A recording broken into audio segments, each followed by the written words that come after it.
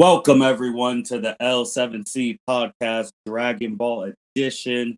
You know what that means. We're going over Dragon Ball Super Manga Chapter number 72, and we have the Dragon Ball expert Mitch Oso with us. How you doing today, sir? Oh, I'm excited, man. I'm excited. Simple as that. And then I'd be remiss, every Dragon Ball Super chapter, which means it's another either a day before, day after monthly birthday for your son, Cooper. So I always got to throw that out there when we do these chapters since it was so close to the day. Yep, he is he's grown up fast and pretty crazy that 3 months ago, we were introduced. Just time flies. You got to make sure you check your watch and check the calendars because before you know it, whatever you got circled on that calendar will be long gone. So cherish every moment. Right. But yeah, man, you're excited. I'm super excited. Let's go right into it.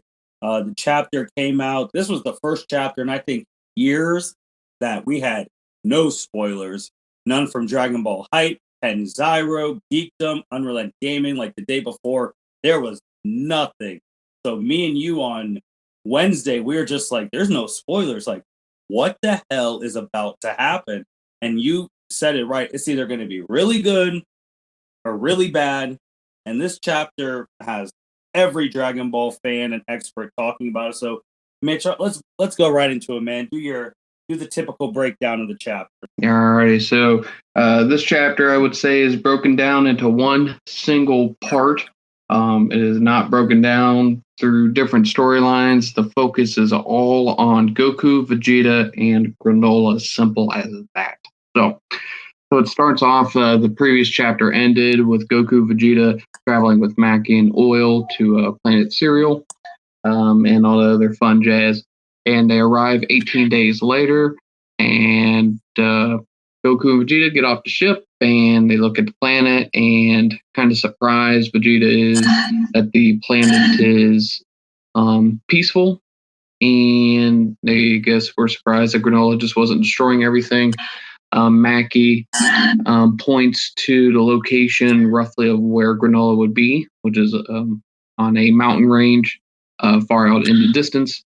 So Goku states that he doesn't sense anyone with any massive energy, and Vegeta remarks that he must be suppressing it. That's what they do, and they fly off. Mackie and Oil are staying back at the ship. Well, not necessarily. Mackie tells Oil that Oil should go and observe the fight that's about to happen, and she is staying there at their location where they landed because we see that Alec and Gas are on their way to the planet, and they arrive actually at the planet. They're just kind of in orbit, and they have one bit of dialogue. And Alec says that he hasn't been there for 40 years, and Gas states that that his planet or his memories of the planet are not particularly good ones. And Alec says that it's been a long time since they've been there, so it won't be like the last time. And Gas agrees. So there's history with Gas and something like that, which they'll probably explain, I would imagine, in the next chapter or in the near future here. And goes right back to Goku and Vegeta. They're flying to the mountain. They're looking around the planet. Goku makes a remark about the ruins on the planet from the Cerealians from the past when the Saiyans destroyed them. Again, not knowing that Saiyans destroyed the planet. And he questions if Granolah was the one that did all this damage. Vegeta remarks that the ruins appear to be quite old, but the new residents of the planet are in their modern cities, and those haven't been attacked at all. And as they're flying, one of the panels here zooms in on a location in the middle of the forest, and then all of a sudden, out of the blue, Goku and Vegeta are getting shot with ki blasts.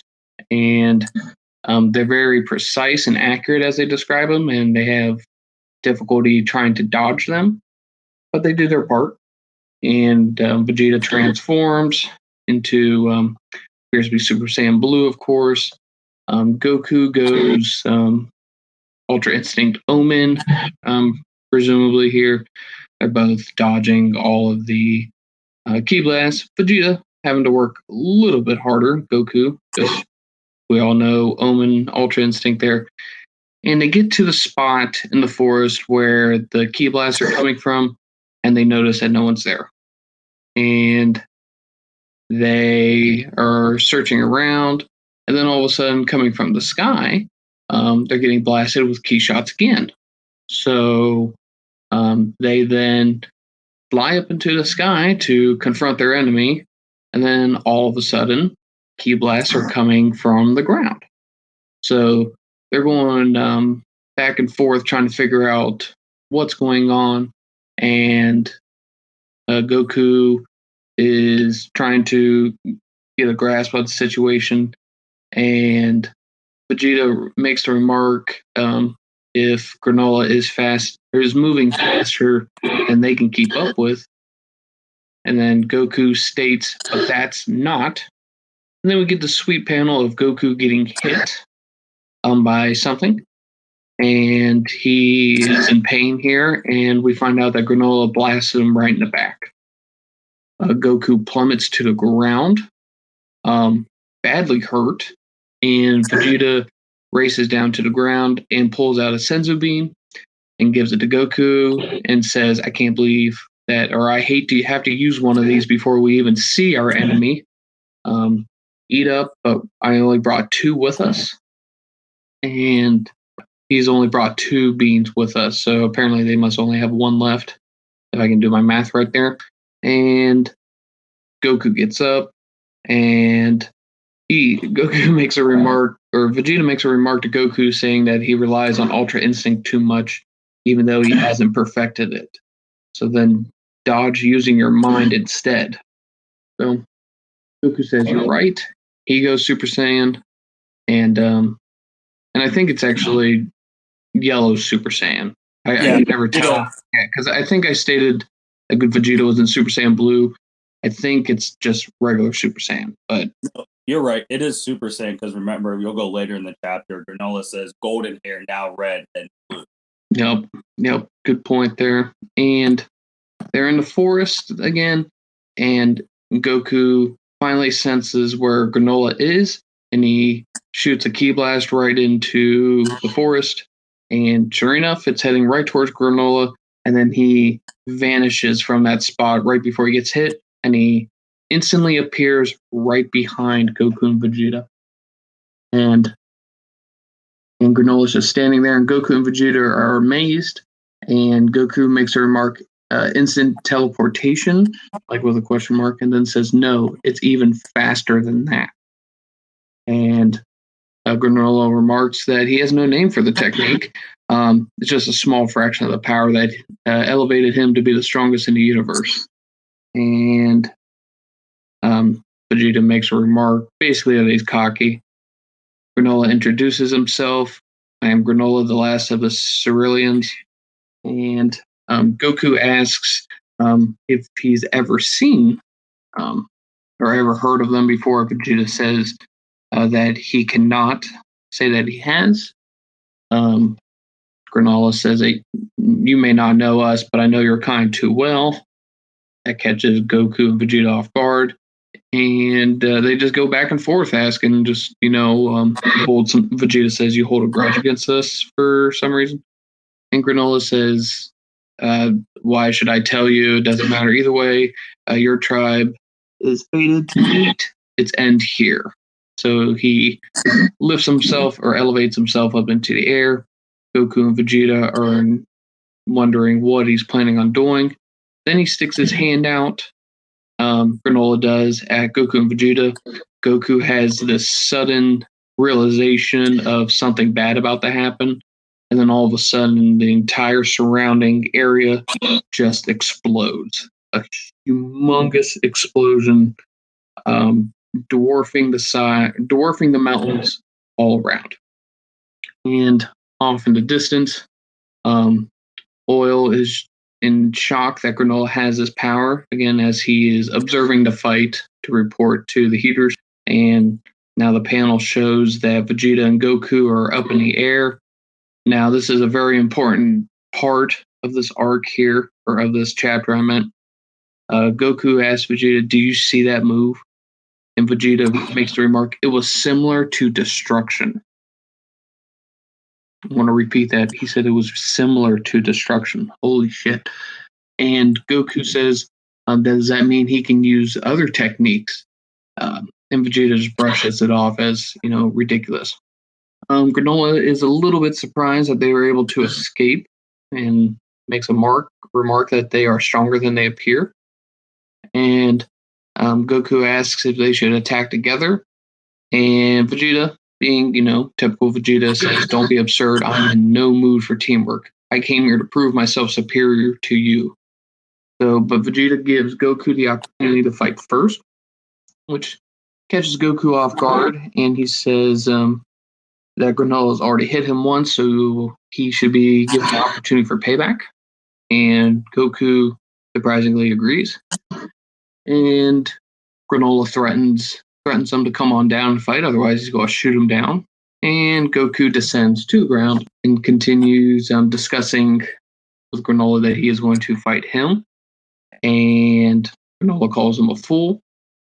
So then Vegeta, in the meantime, goes and is standing on top of some of the ruins, just observing the fight. And he says that Granolah must be up to something.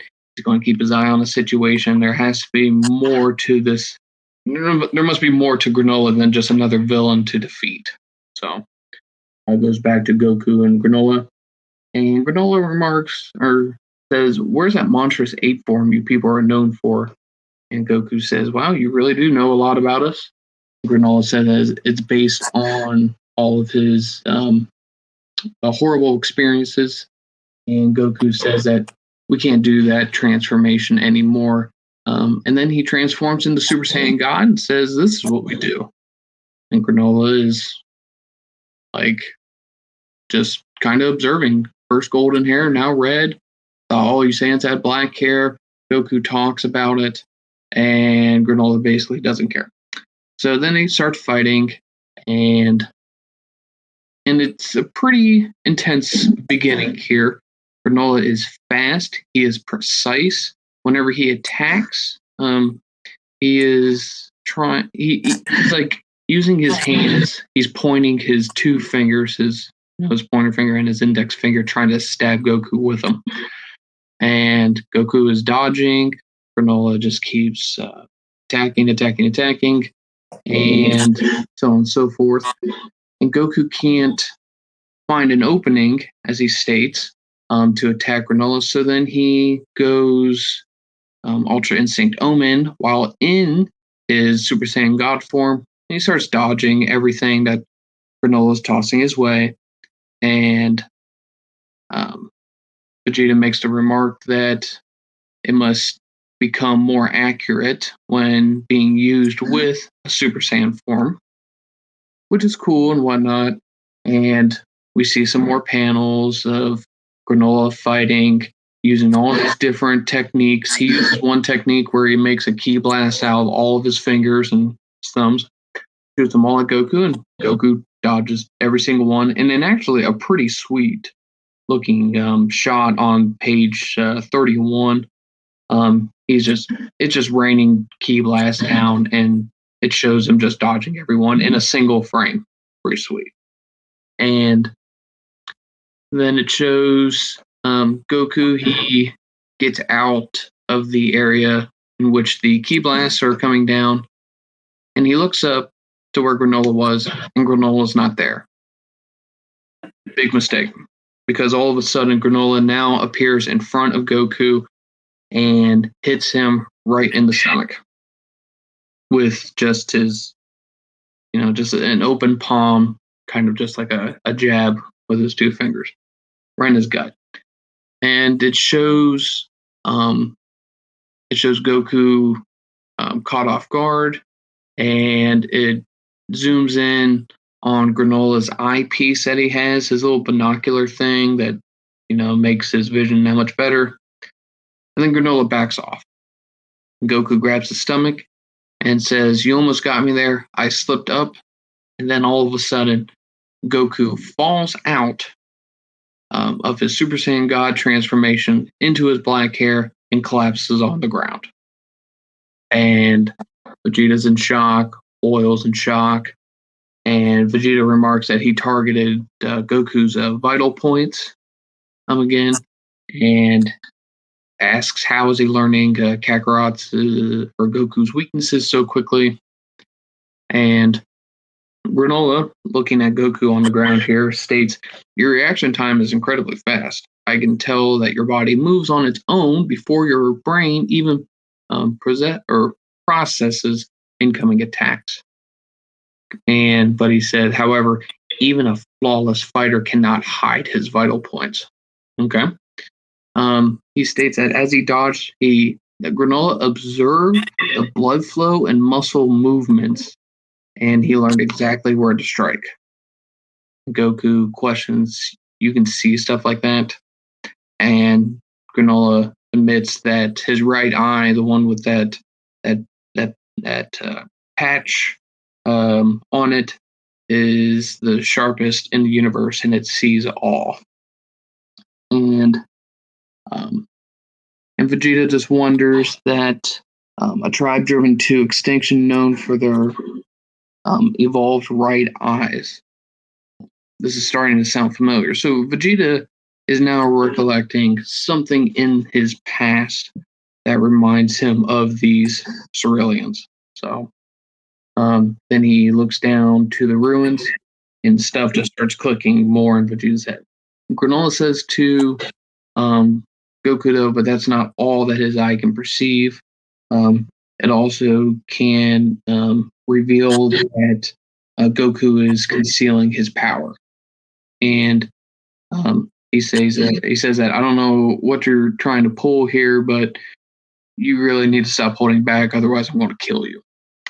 And Goku admits. He stands up, and Goku's fine now, by the way, out of nowhere, all of a sudden. He says that he even has a stronger transformation, and Granolah tells him to hurry up. Just hurry up. As long as Vegeta is still alive, he can just extract Frieza's location from him. It doesn't bother him which one he has to kill. And Goku is confused as to why he wants to know about Frieza. And Granolah says, "Don't play dumb," and then admits that he sacrificed his lifespan in order to take revenge. So I won't let you waste my precious time here. And Goku says, "Revenge? Hang on, I thought you were the bad guy." Granolah wants no part of this conversation and tells him to shut up. "You're going to pay for your crimes." And then Granolah powers up to something, and he develops an aura around him that Oil is acknowledging as well. And it catches Goku off guard because he can boost his energy that high. And Granolah just, keeps saying that he's the strongest in the universe. And Goku thinks he's overconfident, but oh well. And then Goku transforms into Super Saiyan Blue, and Granolah doesn't care what its name is. And then they go back fighting against each other. And it's a pretty good fight, just beating up the mountainside, whatnot. The Sugarians, I think that's the race that occupies this planet right now. They feel the tremors from the fight, and they're wondering what in the world is going on. Goku and Granolah keep fighting. It's pretty intense, and it seems like it's evenly matched.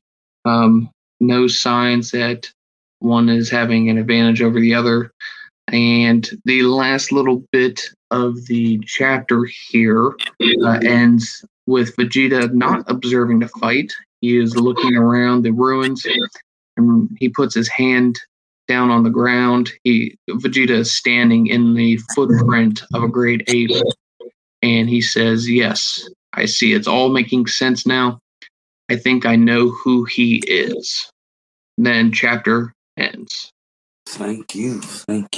Well, I think we just need to state this now. I mean, I didn't think they'd fight this one. I thought it'd be talk first and fight, but I was obviously wrong. And I think we also need to state that Granolah is a problem. Big problem. Big problem. Because we were a little hesitant because obviously the beginning of this was Goku and Vegeta training and all of that. And the fact that Vegeta, I think this is the first time in Dragon Ball history that they've had to take a sensu bean before they even saw the enemy. Correct me if I'm wrong, I think that's the first time in history. Yeah, because every other antagonist, they've not had the skill set that Granolah has had. Now everyone's been different. Not saying one was better than another or whatnot, but I mean Granolah has shown maybe that he doesn't have instant transmission, but he probably has instantaneous movement. Like what the Supreme Kais use to get from point A to point B. Because, I believe that's a technique that's faster than instant transmission, because you don't have to focus on a person's ki like Goku's instant transmission. Instantaneous movement is just that. You think of where you want to go, and then bam, you're there. So, Granolah he's giving them the work, and it's intense. It's super intense. Like what you said, he's an issue. Like page 13, when I first read it through, I think I've read this thing like 5 times already today. When you see Goku shoot out, like I almost thought he's coughing out blood. I'm like, did he just get sniped in the head? And obviously he got hit in his neck. But the fact that ki blast was so strong to knock out Goku, like post-Moro arc Goku, down to the ground, that Vegeta had to give him a sensu bean. I'm like, oh, this is a little problematic. And yeah, like he dodged with his instantaneous movement. I'll just say super instant transmission till we officially know. Mm-hmm. So basically has that, and then he has his version of Hakai destruction, similar, because he just got these moves after he made the wish. So it's like, so he's faster than them. He has his own like Hakai thing, potentially. And we're just like, okay. And then obviously Goku starts it off in like Super Saiyan 1 and then goes to Super Saiyan God. And he mixes Ultra Instinct with Super Saiyan God, which at the beginning we didn't think was possible. Like, we were like, is Ultra Instinct going to start mixing in with the Saiyan transformations? And I found that, I was like, I don't know how Granolah was going to beat him then. And then obviously Vegeta was like, so Ultra Instinct becomes more accurate when in conjunction with the Super Saiyan form. But isn't that an antithesis to what Whis said? Because the Super Saiyan form is based off rage and the Ultra Instinct is based off calmness. But Vegeta just said that Ultra Instinct was sharper mixed with the Super Saiyan form. So wouldn't that contradict what Whis has already said? It's Ultra Instinct, like I've said in previous podcasts. I feel like they've had whenever it was first thought up, they had their rules for it, and then as the stories have progressed, then they have to change the rules for a bit, because like what you said, Ultra Instinct is all about the calmness of the heart. I mean, if I recall right, that's what Maris was trying to teach Goku, because whenever they were in the hyperbolic time chamber, the other one, and I mean, he stated, one's all about rage, one of them is all about tranquility, and even Beerus has stated that. Beerus stated that in this arc when right before he started training Vegeta, and he asked Vegeta, "Is like, don't you want to learn that one?" And he said that it doesn't fit his style. At least if I recall, that's how that conversation went. But I mean, just things are just slightly contradicting themselves. Now, granted, Goku was using it in the Super Saiyan God form, which I don't really think there's, at least not like the Super Saiyan form, full of rage and anger and all the other fun jazz. But still, it's the things are not aligning as. I mean, it's not bad either. It's not like it's ruining the arc. It's not ruining Ultra Instinct, but I guess we're nitpicking. Like, I'm nitpicking on it. I'm like, but when you've been creating a franchise for the past, what are we on, 40 years, something like that. Mm-hmm. I guess there's supposed to be some discrepancies based off of what we've done in the past, but yeah, it's cool. I still wonder really what is Ultra Instinct, because like we were having this discussion. It's like, what is Ultra Instinct? Is it you can master Ultra Instinct and you can dodge any danger that comes to you, or you can impose harm to anyone you want to. It's just something. But we're just learn more about it as the years go on and chapters go on here. But I really did feel like that was a game changer. See, I was like, oh, that's the first time we didn't even think that was possible, because we didn't see that on panel of when he was training with Whis, of him in any other form mixing it. Super cool. It's kind of like whenever we saw Kaioken and Super Saiyan Blue. If that made the fight with Hit, at least in the anime, it made it must see television. So I mean, it's cool that they're combining them together. Just whenever we get into the what is what, maybe we should stop thinking that far. But that's not us, of course. I hope it's officially put to bed that it's not a Saiyan transformation, because that argument from CBR, who are idiots and will say like, oh, Ultra Instinct, the strongest Saiyan transformation, but no. But Granolah hitting Goku while Super Saiyan God and mixed with Ultra Instinct with that precise hit, and it's like, that was regular Super Saiyan, wasn't it? No. He was just Omen. Yeah, he was just Omen. He hadn't gone red yet. No, if you look past, because he hit Goku on page 32. I thought you were talking about the blast on the neck. My bad. Oh, no, the poke to the stomach. Yeah, you're right. Yeah, my bad. And it's the fact that hit knocked him out of Super Saiyan God mixed with UI. Well, imperfect UI. Like, he knocked him out of that back to base, and like, we were all like, what is happening? And it's crazy because this is Granolah's first time ever seeing Ultra Instinct, and he was able to dissect it. He even said, like, I can tell it moves on its own. Like, like, that's crazy that you've seen it one time, and this dude knows the principles of Ultra Instinct. And we're talking about a guy who they're fighting who can see blood flow and muscle movements. So he learned exactly like where to strike. Like that. It's almost like, man, how's UI even going to do anything if you can dodge, but he can still see your muscle movements and blood flow? What are you going to do against that? It's dangerous, but isn't that, at least in terms of the anime, isn't that the same as what Hit was doing? Hit was anticipating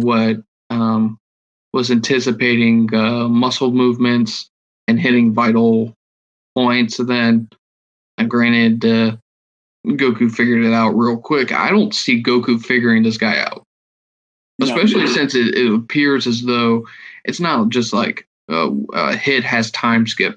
I mean, I would venture to say that Granolah knows every single technique in the universe, and he doesn't even know their name. He just does it. And then Vegeta drops the line about the tribe driven to extinction, known for their evolved right eyes. It's starting to sound familiar. I'm already going to say this now because a lot of the anime world was poking memes at that, because that's exactly how, to shout out to Naruto, the Uchiha clan, one of the top clans, that's how they all got extinct, because of their eyes. So that was actually kind of funny that I'm seeing the memes on that on the internet. But when Goku powered up to Super Saiyan Blue, our favorite transformation on the podcast, I'm surprised that Granolah didn't say, dude, I already know that's not your best form, because Goku's best form is MUI White, which I'm still kind of shocked that. I mean, I guess I'm happy that the other forms are being used, but I'm just surprised that he just didn't go Omen and then see what he can do and then just go White and end it. But he's going Super Saiyan Blue, which is, I mean, the history of Blue, it's going to lose, but maybe when he mixes UI with Blue, that might be cool. But this is tough, man, because Granolah's already like, we're already thinking that Goku's going to have to go MUI and take this dude out. If he can. Like, I don't know, man. This is a little rough. My focus now it's on Vegeta. Like, Vegeta said at the beginning that he couldn't recollect anything of Granolah, and then by the end of the chapter, he figures out who Granolah is.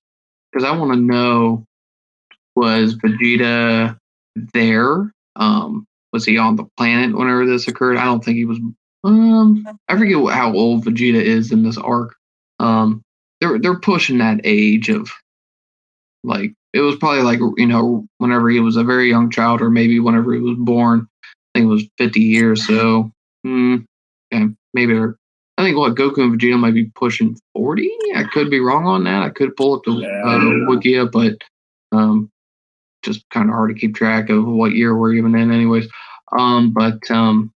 Yeah. So I'm excited for that because as we have discussed on the previous chapters, podcast, I really thought I was going to get close to my hope or my prediction, and that was I was hoping Granolah was just going to just Hakai Goku. And I guess it could potentially happen, but if it didn't happen this chapter after what we're seeing here, it's not going to happen. But, when Goku gets blasted in the neck, I thought Granolah killed him. I was like, okay, whatnot. And then when he tied the ground around Goku and Vegeta, it's just, and I say Hakai just so that we understand what we're talking about here. It looks like it is, destruction, but they didn't state for a fact that was destruction. So, but I'm like sitting there, I'm like, oh my gosh, Granolah's going to be such a badass killing Goku. But I guess we'll see what happens. But it looks like somehow, some way, Vegeta is going to. I mean, he might, de-escalate the entire situation because Goku, he was trying to tell Granolah, hey, I thought you were the bad guy. What are you talking about with regards to Frieza? And Granolah tells him, shut up. And now Vegeta now remarks that he understands him. And we got Alec and Gas in orbit right now. And Alec has made a remark that Gas could probably beat Granolah as Granolah stands right now. So what the hell does Gas have in his arsenal that we are not aware of? What happened on this planet so many years ago to Gas that gives him bad vibes, but now Alec is just like, you'll be fine. Like, what? Like, I don't even have an idea as to what Gas is about to do, but I assume Gas is going to be the one that F's a lot of people up on this planet in the upcoming chapters. I agree, because just looking at this, I'm like, you talked about Vegeta potentially figuring out like Gas and Elect on the way, but it's the fact that this was the crazy thing I was gonna bring out about Vegeta, because I think he's gonna de-escalate it. He's gonna attempt to, which is crazy thinking from Vegeta. But if you remember, just help me out on this, because Granolah made that wish to the dragon to be the strongest. Now the dragon just brought up all his latent abilities and then decreased his lifespan, right? The lifespan, yes. With the abilities, it had stated, that, like what you just said, that, his power would be, all of it combined. But I don't think Granolah was going to learn Ultra Instinct or Destruction in his lifetime. So the dragon also gave him, the power to be, unrivaled in the universe. I was going this crazy thing that since that power is technically, I was going to be like, that's not his. He got it from the dragon. Would Vegeta be able to force Spirit Fission the wish out of Granolah? Okay, that would be actually quite hilarious. That would be pretty gnarly. I don't think that the writers are going to go in that direction. I think that would kill the arc super quick, but that's actually pretty funny. And I'm bringing that up because I was rereading that, and remember, Vegeta turned around and said that he could knock the fusions out of Piccolo. So I'm like, if we're knocking fusions out, can we knock wishes out? Well, that would be wild. This will be like just a discussion just for another day, but it's like, could Vegeta's forced fission technique split Zamasu's soul out of Goku's body? Oh, hmm. I mean, we're talking about his soul. I mean, that was a soul swap. So it's like, you knock out Zamasu, Goku's body is just, a limp corpse. But like, I would say if that's possible, then I mean, yeah, probably Vegeta could just smack the dragon out of Granolah here. But I feel like the answers for both of those are no. Because like because if Vegeta fights, Vegeta will be the one who fights when Granolah tells him to wish, and they'll look at him like, so you didn't even train for that strength?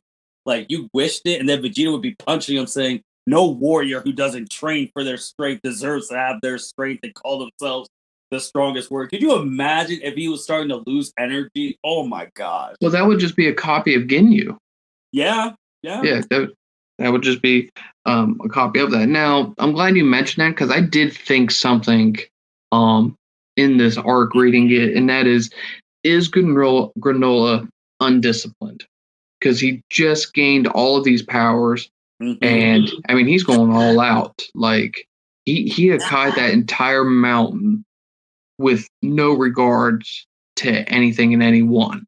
Like, did he purposefully mean for his explosion to engulf the entire mountainside, or did he just? I wouldn't say that he can't control it because, but it's like, does he respect the power that he has? I don't think so. I honestly think this fight's going to end way like one of the blasts accidentally tries to get to the city and is about to hit those innocent people. And then Vegeta or Goku goes saves them. And then Granola's like, why are you saving people? And then they explain. And then Granola's like, oh, maybe they're not like the people who blew up my world. Then Gas kills them. That would be wild. I think you could be right with your prediction. Goku and Vegeta save the Sugar Ants. But I think Gas is not going to kill them. If he's going to kill anyone and turn this arc upside down, Gas is going to go kill or capture Monado, the Namekian in which Granolah lives with, or at least they're going to gather the Dragon Balls first, make a wish of those two, and then kill Monado so they can never be used again. Because that is how then they're going to piss off Granolah. And then Gas is just going to stomp everyone and everything. This is good stuff. And I guess another thing, where's Frieza? He was mentioned this chapter. Where is he? I'm getting. Maybe it's because these chapters come out once a month. It really needs to fix itself. But like, I'm getting tired of no Frieza. We mention his name every freaking second. But just show me sitting on his throne. He doesn't have to say anything. I only need one screenshot. I don't need anything else. Show me that the guy exists, because for all I know, he's dead. Because like there's just nothing going on. Yeah, when I was like, I'll get the other location of Frieza from the other. I was like, dude, I don't even think they know where he's at. Yeah, they don't know squat. But chapter was something, man. Like they really delivered on this. There was a lot more action than I definitely thought that they would definitely have. And Granolah is really showing that he's the real deal. And I'm kind of mad, even post free wish, we could have had Granolah on Universe 7 during the Tournament of Power. Yep. I'd be willing to I'm trying to think who he would replace. At least Krillin? Yeah, at least. Could you imagine? Like, I'm trying to think Krillin or Tien. I think it'd be Tien because Krillin would be there with his wife. Yeah. I think Tien's stronger, though, than Krillin. Oh, yeah, I do, too. But just think about it that Granolah, Frieza, and the Saiyans working together in the Tournament of Power. Like, oh, my God.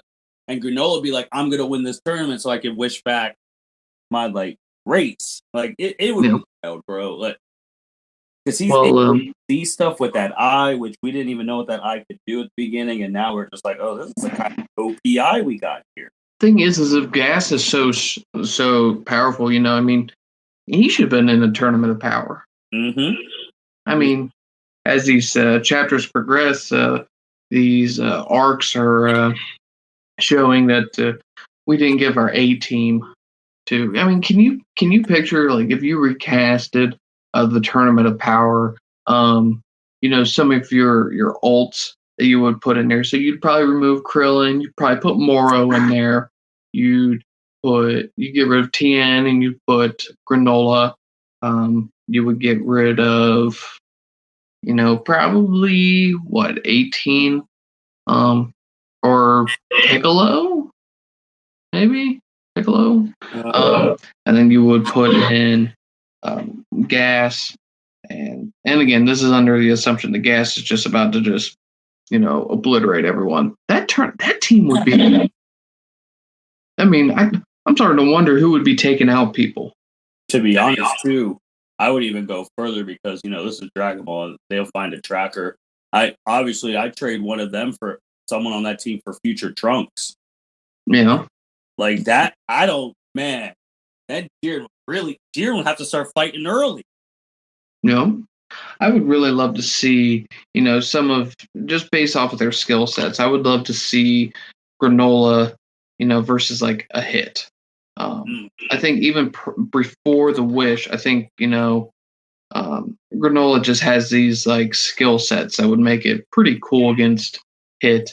But post Wish here, Hit would just get, just beat up. But it would be sweet, Hit would try to use time skip. That little eyeball of Granolah would just read him out like a book. And or maybe it wouldn't. Maybe it can't process time skips. So then who knows if that advantage would be given. Moro versus Jiren. I know people in the fandom have already talked about that, but I mean, just recasting the Tournament of Power, that'd be pretty sweet. I hope Jiren's training right now, man, because you already know the fandom's going to be like, the Granolah right now beat Jiren. Yeah.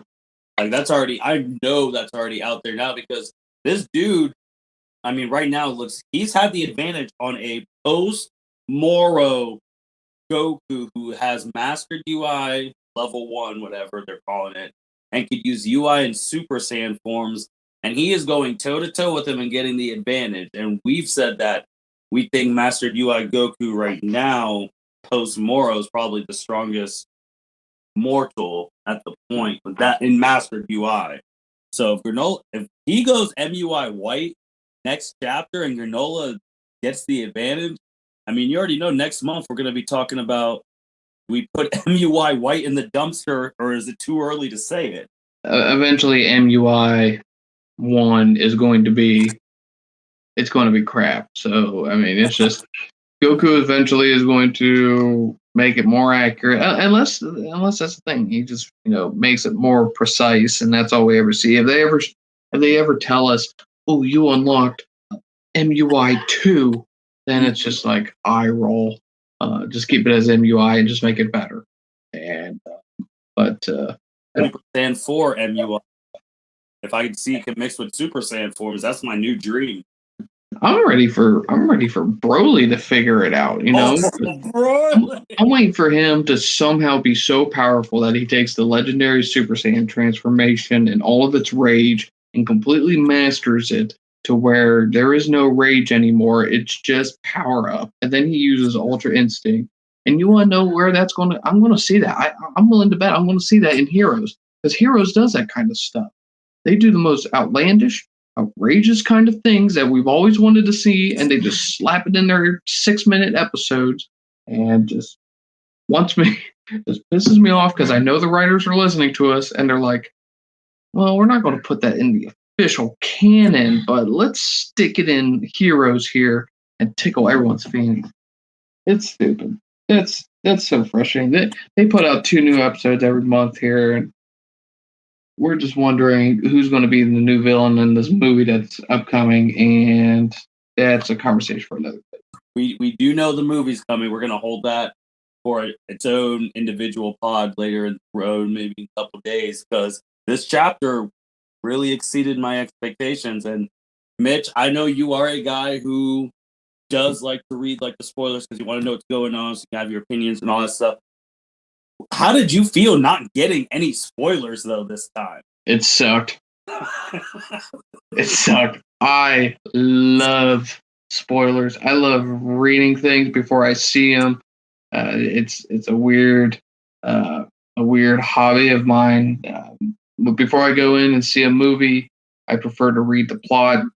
I enjoy knowing what's going to happen, so I don't sit there and wonder and ponder on stuff. I can just enjoy what's being presented in front of me. I know. I also don't like surprises in general. I don't like surprise birthdays. Gifts are kind of the anticipation of a gift kind of drives me nuts. I don't like to hold on to gifts either for others. I would rather just give it to them now so that they can enjoy it at that moment. But yeah, so the only spoiler that we did get was just that one draft of Goku and Vegeta flying towards Granolah. I thought they were both going to fight at the same time. Everyone did. Off that one page, everyone thought they were going to fight at the same time. We're like, no way. No way. So that's the thing with drafts early, is that they can kind of be misleading. But on the flip side, that's almost like video game trailers, movie trailers. They all do the same. The classic one is in terms of movies is like Avengers: Infinity War. We thought the Hulk was going to be in that movie, and after getting his ass stomped by Thanos, we didn't see him at all. And then, but he's in the trailer running through Wakanda. Okay, that makes sense. Or if we want to talk about video games, if you ever played Halo 5, that trailer, that marketing was all the hype of, Spartan Locke versus Master Chief. And did that occur? Yeah, it happened for 2 seconds, but then they were best buddies for the remainder of the game. Yeah, for me, I was all about spoilers, and not having it was kind of a bummer, but at least this chapter has delivered. So I at least enjoyed what they presented. And I did wonder, because I did state to Martin, to everyone listening, when we found out that there was going to be no spoilers, I stated, as he said at the beginning of the podcast here, it's either going to be a really good chapter or it's going to be a really shitty chapter. And when I said it was shitty, I referenced back in the Moro arc when Goku gave Moro the Senzu Bean. That was given to him, and we knew that was happening a week before the chapter was released. And people and social media was set ablaze.